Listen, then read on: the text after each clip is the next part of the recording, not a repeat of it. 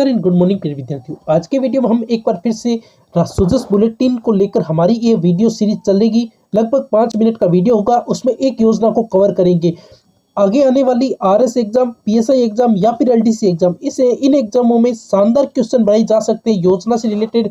इनमें direct syllabus में लिखा हुआ है कि लाभान्वित योजनाएं आएगी। तो हम बात करते हैं सुजस बुलेटिन की योजनाएं आ सकती है। अभी 6-7 दिनों से ये योजना काफी चर्चा में बनी हुई है, जिसका नाम है कन्यादान योजना, जिसका पूरा नाम है मुख्यमंत्री कन्यादान योजना। गरीब बेटियों का संबल बनी। अब देखो, इस योजना की वे राशि भी याद कर सकते हैं। 142 करोड़ रुपए की राशि है, याद रखना 142 करोड़ रुपए की राशि है। अब हम इस योजना को एक शॉर्ट नोट्स के माध्यम से याद करेंगे, क्योंकि हमें 5 मिनट में इस वीडियो को कंप्लीट करना है। हमने बेहतरीन नोट्स बना रखे हैं, इसमें हमने हाईलाइट कर रखा है। अगर आप चाहो तो इसको पढ़ सकते हो। इसका पीडीएफ आपको चाहिए तो हमारे टेलीग्राम चैनल से डायरेक्ट डाउनलोड कर सकते हो। अब देखो, इसको मैंने शॉर्ट नोट्स के माध्यम से तैयार कर लिया है। आप इसको यहाँ से सीधा डायरेक्ट याद कर सकते हो। देखो, मुख्यमंत्री कन्यादान योजना में पात्रता की बात करें तो 2 तरह की पात्रता है। एक प्रकार की पात्रता ये है और एक प्रकार की पात्रता ये है। इसको याद करने से की बात करें तो आपको सीएम कन्यादान योजना में एक पात्रता में 80 एसटी अल्पसंख्यक के बीपीएल परिवार शामिल होंगे। याद रखना, एक पात्रता यह है कि 80 एसटी और अल्पसंख्यक के बीपीएल परिवार को इनको लाभ ज़्यादा मिलता है। जो भी राशि मिलती है वो ज़्यादा मिलती है इनको। अब देखो, जैसे सामान्य की बात करें तो इसमें लिखा हुआ है एक सामान्य, ठीक है। एक तो सामान्य लिखा हुआ है, ये इसलिए लिखा हुआ है कि जिस बालिका ने केवल किसी प्रकार की पढ़ाई नहीं की है, यानी पहली, दूसरी, तीसरी या 8वीं पास है, तो उनको केवल 31,000 रुपये ही मिलेंगे। अगर उस बालिका ने 10वीं पास कर ली है तब उसे 41,000 रुपये की राशि मिलेगी।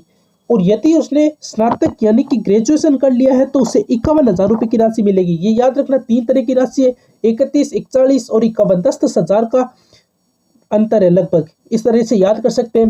देखो, दूसरी पात्रता है कि शेष सभी बीपीएल परिवारों को, एक तो शेष सभी बीपीएल परिवार, एक अंत्योदय परिवार, आस्था कार्डधारी परिवार और विधवा महिला, शेष विशेष योग्यजन पालनहार योजना लाभान्वित कन्याएं और महिलाएं, इनको भी पात्रता में लाभान्वित किया जाएगा। ये याद रखना, शेष जो भी पात्रता है इनको लेकर क्वेश्चन बनाया जा सकता है।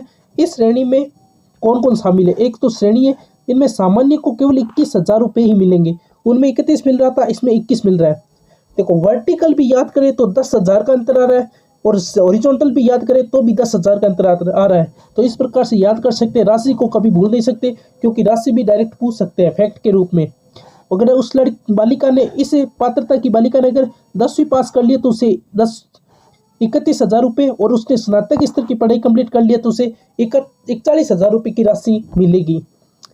यानी एक मुश्त राशि मात्र 21,000 या फिर 31,000 या 41,000, इस प्रकार की राशि मिलेगी। अब इसमें पात्रता की बात करें तो राजस्थान की एक तो मूल निवासी होनी चाहिए। दूसरी पात्रता है कि कन्या की आयु 18 वर्ष होनी चाहिए। तीसरी पात्रता है कि परिवार की 2 कन्याओं को इसमें लाभ मिलेगा, यानी कि एक परिवार के 2 कन्या को लाभ मिलेगा।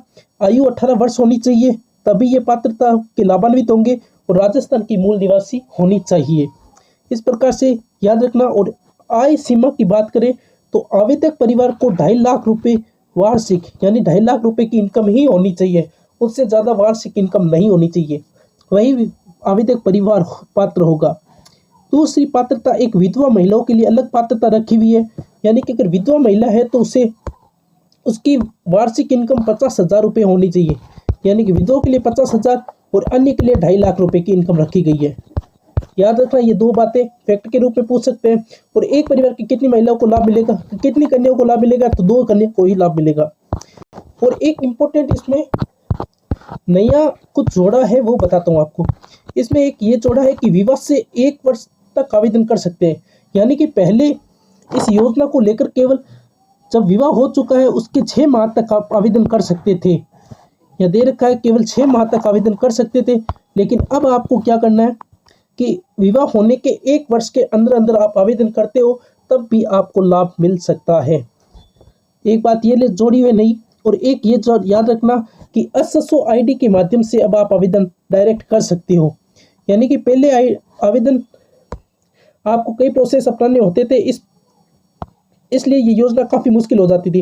लेकिन अब ये SSO ID के माध्यम से आप डायरेक्ट आवेदन कर सकते हो। ये 2 अपडेट किए हुए हैं, याद रखना। और यह भी काफ़ी चर्चा में बनी हुई है।